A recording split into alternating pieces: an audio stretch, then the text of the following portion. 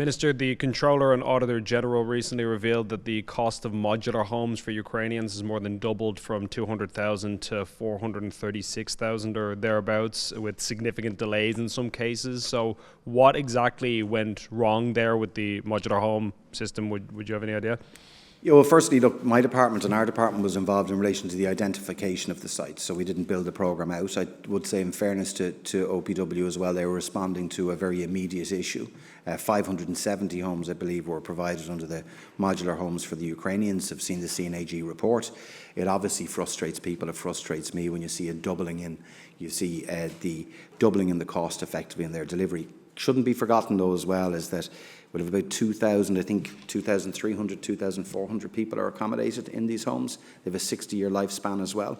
Can lessons be learnt in their delivery? Yes, I absolutely believe so, and they should be, because I get the frustration, I share the frustration that people will have whether we see cost overruns in projects like this.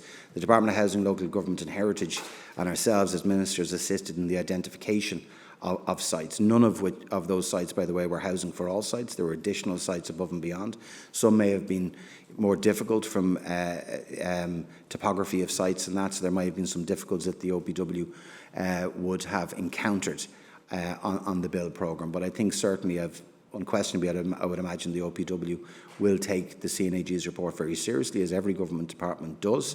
But let's not forget that there are well over 2,000 people being accommodated in those 570 homes. Obviously, the OPW has been in the news recently for another cost overrun on the infamous bike shelter, and we see many cases like this throughout government. And you mentioned the lessons must be learned, or lessons have been learned line. Is this such a recurring issue that the lessons will be learned thing has kind of become hollow? I mean, what lessons have been learned specifically from, say, the bike shed, for example, or what we're talking about here, the modular home issue? I can speak for my department and obviously for the government that we take, our responsibility and investing and spending taxpayers' money and exchequer money very, very seriously. So I can speak from my department as well that's doubled our output in housing, that we have a very large capital budget and indeed a very large current budget, that we manage that very closely right the way through and always have done and will continue to do so. But the Controller and Auditor General has a job to do in auditing government departments and agencies.